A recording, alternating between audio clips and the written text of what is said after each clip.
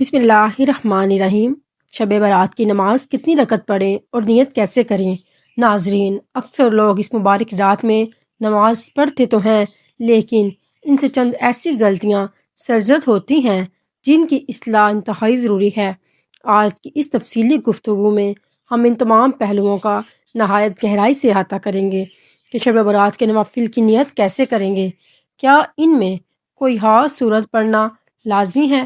کیا ان میں کوئی اور صورت پڑھ سکتے ہیں یا نہیں؟ کیا اس مبارک رات کی عبادت کے لیے سونا لازمی اور ضروری ہے یا بغیر سوئے بھی ہم اپنی رات اللہ کی بندگی میں گزار سکتے ہیں؟ شب برات کی نماز کا وقت کب شروع ہوتا ہے اور کب تک رہتا ہے؟ اس کا سب سے افضل ترین وقت کون سا ہے اور اس رات کی کتنی رکعتیں ادا کی جا سکتی ہیں؟ تمام تر باتیں اور باریکیاں میں آپ لوگوں کے ساتھ شیئر کرنے جا رہی ہوں، اس لیے آپ نے اس ویڈیو کو بالکل بھی نظر انداز نہیں کرنا، کیونکہ انشاءاللہ اس سے آپ کو بہت کچھ سیکھنے کو ملے گا اور آپ کی بہت ساری علمی غلط فہمیاں بھی دور ہو جائیں گی۔ یہ رات دراصل بہت کی فضیلت اور برکت والی رات ہے، جس کے بارے میں ہمیں چاہیے کہ اس کا حق ادا کریں، کیونکہ اس سے رب العالمین کا قرب حاصل ہوتا ہے اور خالق کائنات کو اس رات میں اپنے بندے کا گڑ گڑانا بہت زیادہ پسند ہے۔ یاد رکھیے، شب برات کا وقت خاص طور پر قبولیت کا وقت ہوتا ہے، جس میں اللہ تعالیٰ دعائیں قبول فرماتا ہے۔ اللہ نے قرآن پاک میں بھی ایسی بابرکت راتوں کا تذکرہ فرمایا ہے، یہاں بندے اپنے رب کے بہت قریب ہو جاتے ہیں۔ اللہ تعالیٰ کے پیارے بندے راتوں کو اپنے آرام دہ بستروں کو چھوڑ دیتے ہیں تاکہ اپنے خالق کی بندگی کر سکیں۔ اس سے دل کو سکون ملتا ہے، چہرے پر نور پیدا ہوتا ہے اور انسان کے معاملات زندگی میں برکت آتی ہے۔ جو شخص ایسی راتوں میں اللہ سے جڑنے کا عادی ہو جاتا ہے، اسے کائنات کی ہر شے سے بے نیازی حاصل ہو جاتی ہے، کیونکہ اس کا تعلق کائنات کے مالک سے براہ راست جڑ جاتا ہے۔ اب آئیں بات کرتے ہیں کہ شب برات کی نماز کی نیت کیسے کریں گے۔ در حقیقت نیت دل کے پختہ ارادے کا نام ہے۔ زبان سے الفاظ ادا کر کے نیت کرنا نہ تو نماز کے فرائض میں سے ہے اور نہ ہی واجبات میں سے۔ البتہ اگر کوئی زبان سے الفاظ کہہ لے تو بہتر ہے، اگر نہ کہیں تو کوئی گناہ نہیں، اور ایسا ہرگز نہیں کہ جب تک آپ زبان سے الفاظ ادا نہ کریں تب تک آپ کی نماز یا نیت نہیں ہوتی، بلکہ اصل نیت وہی ہے جو آپ نے دل میں پختہ ارادہ کر لیا کہ میں شب برات کے نفل پڑھ رہا ہوں، اور بس اتنا ہی کافی ہے۔ تاہم اگر آپ الفاظ کہنا چاہیں تو یوں کہہ سکتے ہیں کہ میں نے 4 رکعت نماز نفل شب برات کی نیت کے واسطے اللہ تعالیٰ کے منہ میرا کعبہ خانہ شریف کی طرف، پھر نیت کرنے کے بعد آپ نماز شروع کریں گے۔ نیت کے حوالے سے ایک بات ذہن نشین کر لیں کہ اللہ تعالیٰ اپنے بندوں پر بہت بڑی عنایت فرمانے والا ہے، اس لیے اخلاص کے ساتھ کھڑے ہونا ہی اصل کامیابی ہے۔ اب اس رات کے حوالے سے کچھ انتہائی اہم اور ضروری باتیں یہ ہیں کہ کیا اس کے لیے سونا ضروری ہے؟ تو واضح رہے کہ شب برات کی عبادت کے لیے سونا شرط نہیں ہے، آپ عشاء کے بعد سے ہی اپنی عبادت کا آغاز کر سکتے ہیں۔ فقہا کے نزدیک اللہ کی یاد میں رات گزارنا ہی اصل مقصد ہے۔ اب بات کرتے ہیں کہ اس کا وقت کب شروع ہوتا ہے اور کب تک رہتا ہے۔ تو واضح رہے، جب آپ نے عشاء کی نماز کے 4 فرض ادا کر لیے تو آپ کے لیے عبادت کا وقت شروع ہو گیا، اور رات کے کسی بھی حصے میں آپ یہ نماز ادا کر سکتے ہیں، جبکہ اس کا آخری وقت طلوع فجر تک ہے، یعنی جیسے ہی فجر کی نماز کا وقت شروع ہوگا نفل نماز کا وقت ختم ہو جائے گا۔ اس کا سب سے افضل وقت رات کا آخری حصہ ہے جو سحری کا وقت کہلاتا ہے، کیونکہ اس وقت اللہ تعالیٰ کی خاص رحمتیں نازل ہوتی ہیں۔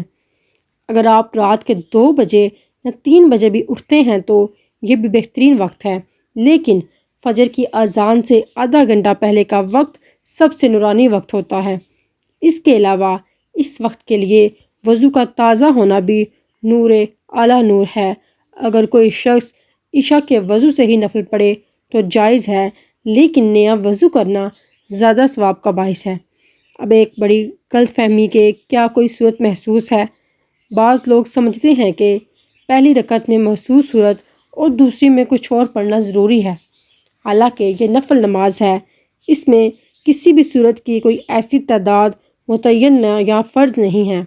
آپ ہر رکعت میں بس ایک بار کوئی بھی صورت پڑھیں گے تب بھی نماز ہو جائے گی، اور اگر آپ قرآن مجید کی کوئی بھی صورت پڑھنا چاہیں تو نماز بالکل درست ہوگی۔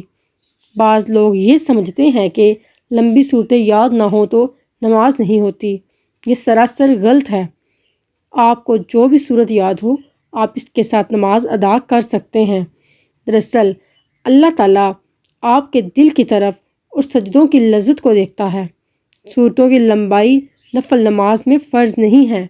ہاں، اگر کسی کو قرآن پاک زیادہ یاد ہو تو وہ لمبی قرات کرے، کیونکہ نفل نماز میں قیام جتنا لمبا ہوگا اجر اتنا ہی زیادہ ملے گا۔ ان نوافل کی انفرادی طور پر پڑھنا زیادہ افضل ہے تاکہ بندے اور رب کے درمیان راز و نیاز کا پردہ قائم رہے۔ گھر میں نفل نماز ادا کرنے سے برکت آتی ہے، شیطان بھاگ جاتا ہے اور گھر والوں میں دین کی رغبت پیدا ہو جاتی ہے۔ خواتین بھی اس نماز کا خاص اہتمام کر سکتی ہیں۔ ان کے لیے بھی وہی فضیلت ہے جو مردوں کے لیے ہے۔ نماز ادا کرنے کا طریقہ یہ ہے کہ پہلے دل میں پختہ نیت کریں، پھر تکبیر تحریمہ کہہ کر نماز شروع کریں۔ یہاں پر یہ بات نہایت اہم ہے کہ تکبیر تحریمہ اور قرات میں اتنی آواز ضرور ہونی چاہیے کہ اگر شور نہ ہو تو آپ کی آواز آپ کے اپنے کانوں تک پہنچ جائے۔ بہت سے لوگ صرف دل ہی دل میں پڑھتے ہیں اور ان کے ہونٹ حرکت نہیں کرتے، تو یاد رکھیے کہ اس طرح نماز نہیں ہوتی، کیونکہ الفاظ کی ادائیگی ضروری ہے۔ نماز کے دیگر ارکان جیسے رکوع، سجود اور قاعدہ بالکل اسی طرح ہوں گے جیسے آپ عام نمازیں پڑھتے ہیں۔ سجدے میں لمبی دعائیں کرنا اور گڑا گڑا کر اللہ سے مانگنا ان راتوں کی خاص روح ہے۔ اپنے گناہوں کی معافی مانگیں، اپنے رزق کی تنگی دور کرنے کی دعا کریں اور امت مسلمہ کی خیر و عافیت کی دعا کریں، اور آپ اپنی مادری زبان میں بھی اللہ تعالیٰ سے باتیں کر سکتے ہیں۔ اللہ تعالیٰ تو دلوں کے بھید جانتا ہے، وہ زبان سے زیادہ دل کی آواز سنتا ہے۔ اگر آپ کے پاس وقت ہو تو نماز کے بعد تسبیحات فاطمہ کا ورد کریں اور کثرت سے درود شریف پڑھیں۔ اس سے آپ کی دعا کی قبولیت کے امکانات مزید بڑھ جاتے ہیں۔ اس وقت کی خاموشی انسان کو اپنے نفس کا محاسبہ کرنے کا موقع دیتی ہے۔ دن بھر کی مصروفیت میں انسان اکثر اللہ تعالیٰ کو بھول جاتا ہے، لیکن یہ وقت صرف اور صرف اللہ تعالیٰ کے لیے محسوس ہوتا ہے۔ علماء کرام فرماتے ہیں کہ ایسی راتوں کی عبادت سے انسان کی دعا میں وہ طاقت پیدا ہوتی ہے جو تقدیر بدلنے کی صلاحیت رکھتی ہے۔ اگر آپ کسی بڑی پریشانی میں مبتلا ہیں یا کوئی ایسی حاجت ہے جو پوری نہیں ہو رہی تو اللہ تعالیٰ کے سامنے رو کر مانگیں، کیونکہ سحری کی پکار کبھی خالی نہیں جاتی۔ شب برات کی جو رات ہے، اس رات میں ہم نے عبادت کی کثرت کرنی ہے، قیام کرنا ہے، جس طرح کی حدیث میں آیا ہے کہ قیام کرو، اور قیام یعنی آپ نوافل کی کثرت کریں۔ اگر آپ کی نمازیں قضا ہیں تو آپ اپنی نمازیں قضا ادا کرتے رہیں۔ مقصد اس رات میں قیام کرنا ہے، نوافل پڑھنے ہیں، بالکل آپ پڑھیں، جتنی مرضی رکھتے ہیں آپ پڑھنا چاہتے ہیں پڑھ سکتے ہیں۔ پوری رات آپ قیام کریں یا پھر کچھ دیر آپ تلاوت کریں، لیکن جو 4 رکعت نماز میں آپ لوگوں کو بتانے جا رہی ہوں یہ آپ کی مس نہیں ہونی چاہیے۔ وہ کون سی وہ 4 رکعت کب پڑھنی ہے اور کس وقت ہم نے ادا کرنی ہے، ان کے پڑھنے کا کیا طریقہ ہے اور اس کی فضیلت کیا ہے، یہ جان کر آپ حیران ہو جائیں گے۔ یہ وہ نماز ہے جس کی تلقین خود نبی کریم صلی اللہ علیہ وسلم نے اپنے پیارے چچا حضرت عباس کو فرمائی تھی، اور آقا کریم کا فرمان ہے کہ اس نماز سے زندگی کے اگلے پچھلے صغیرہ کبیرہ پرانے نئے تمام گناہ معاف ہو جاتے ہیں۔ اللہ کو یہ نماز بہت ہی زیادہ محبوب ہے۔ آقا کریم نے اپنے چچا سے ارشاد فرمایا تھا کہ اے چچا جان، اگر ہو سکے تو یہ نماز روزانہ پڑھیں، ورنہ ہفتے میں ایک بار یا مہینے میں ایک بار یا سال میں ایک بار یا زندگی میں ایک بار ضرور پڑھیں تو یہ رات ہم نے اس خاص عبادت کے ساتھ گزارنی ہے۔ 15ویں یعنی شب برات کی رات، اور اس رات میں اس عظیم نماز کا اہتمام کریں، قرآن مجید کی تلاوت کریں اور توبہ استغفار کا اہتمام کریں، اور یہ 4 رکعت آپ نے ضرور پڑھنی ہیں۔ وہ کیسے پڑھنی ہیں؟ دیکھیں، سب سے پہلے ہم نے نیت کرنی ہے۔ نیت اصل دل کا پختہ ارادہ ہے۔ آپ نے دل میں ارادہ کر لینا ہے کہ 4 رکعت نماز نفل اس طریقے سے پڑھ رہی ہوں جس کی نبی پاک صلی اللہ علیہ وسلم نے تلقین فرمائی ہے۔ یہ آپ کی نیت ہوگی۔ اس کے بعد پڑھنے کا کیا طریقہ ہے؟ سب سے پہلے تکبیر تحریمہ کہہ کر آپ ثنا پڑھیں گے۔ ثنا کمپلیٹ کرنے کے بعد آپ نے تیسرا کلمہ یعنی سبحان اللہ والحمد للہ ولا الہ الا اللہ واللہ اکبر 15 مرتبہ پڑھنا ہے۔ اس کے بعد اعوذ باللہ اور بسم اللہ پڑھ کر سورۃ فاتحہ اور کوئی سورت پڑھیں گے۔ پھر رکوع سے پہلے 10 مرتبہ یہی کلمات پڑھیں گے۔ پھر رکوع میں جا کر رکوع کی تسبیح کے بعد 10 مرتبہ رکوع سے کھڑے ہو کر یعنی قومہ میں 10 مرتبہ، پہلے سجدے میں سجدے کی تسبیح کے بعد 10 مرتبہ، دونوں سجدوں کے درمیان یعنی جلسہ میں 10 مرتبہ، اور دوسرے سجدے میں سجدے کی تسبیح کے بعد 10 مرتبہ یہی کلمات پڑھیں گے۔ اس طرح ایک رکعت میں 75 مرتبہ یہ کلمات ہوں گے، اور 4 رکعت میں ان کی تعداد 300 مکمل ہو جائے گی۔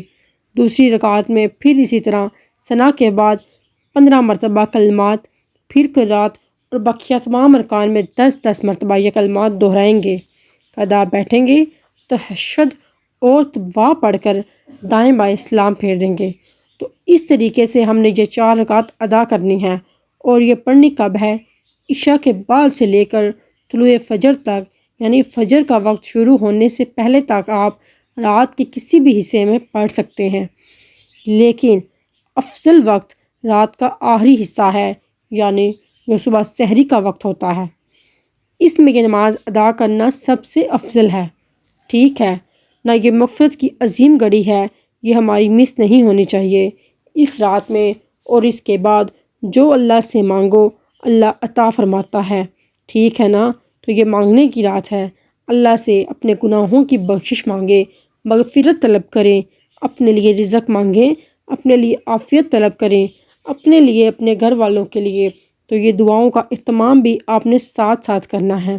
اب یہاں آقا کریم صلی اللہ علیہ وسلم کے اس فرمان کا ذکر کرنا ضروری ہے تاکہ آپ کو اس وقت کی عظمت معلوم ہو جائے۔ آپ صلی اللہ علیہ وسلم نے ارشاد فرمایا کہ رات کے آخری حصے میں اللہ رب العالمین آسمانی دنیا پر اپنی رحمتیں نازل فرماتا ہے، اور اللہ کی طرف سے یہ اعلان عام کیا جاتا ہے کہ ہے کوئی مجھ سے مانگنے والا کہ اپنے گناہوں کی بخشش مانگے اور میں اسے بخش دوں، ہے کوئی مجھ سے رزق کا طالب کہ میں اسے رزق عطا کر دوں، ہے کوئی بیماریوں سے شفا مانگنے والا کہ میں اس کی بیماری دور کر کے اسے تندرستی دے دوں، کیونکہ یہ وقت قبولیت کا ہوتا ہے۔ اس لیے ہمیں چاہیے کہ ہم اس عادت کو حاصل کر سکیں۔ اچھا، اب شب برات ہے کب؟ یہ بھی میں آپ لوگوں کو بتاتی چلوں کہ تاریخ کون سی ہوگی اور کون سا دن ہوگا، اور کون سا دن گزرنے کے بعد شب برات کی رات آئے گی۔ دیکھیں، شب برات 2026 میں اس سال 3 فروری کو ہوگی۔ 3 فروری اور ٹیوزڈے منگل کا دن ہوگا۔ 3 فروری منگل کا دن جیسے ہی مکمل ہوگا، سورج غروب ہوگا، مغرب کے بعد سے لے کر طلوع فجر تک، فجر کی نماز کا وقت شروع ہونے سے پہلے تک، یہ ساری رات جو ہے یہ شب برات کی رات ہے۔ خلاصہ یہ ہے کہ شب برات کی نماز اللہ تعالیٰ سے تعلق مضبوط کرنے کا ذریعہ ہے۔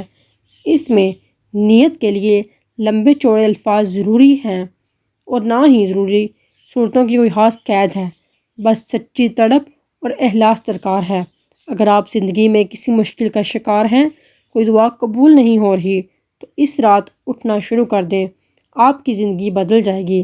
اللہ تعالیٰ ہمیں اس عظیم عبادت کی توفیق عطا فرمائے اور ہمارے سجدوں کو اپنی بارگاہ میں قبول و منظور فرمائے۔ امید ہے کہ آپ کو یہ تمام باتیں سمجھ آ گئی ہوں گی، اور اللہ تعالیٰ ہم سب کو دین کی صحیح سمجھ اور عمل کی توفیق عطا فرمائے۔ اگر آپ کو اس معلومات سے کچھ نیا سیکھنے کو ملا ہے تو اس پیغام کو دوسروں تک پہنچائے اور کومنٹ باکس میں اللہ تعالیٰ کے 99 ناموں میں سے کوئی ایک نام ضرور ٹائپ کریں۔ جزاک اللہ۔ اللہ حافظ۔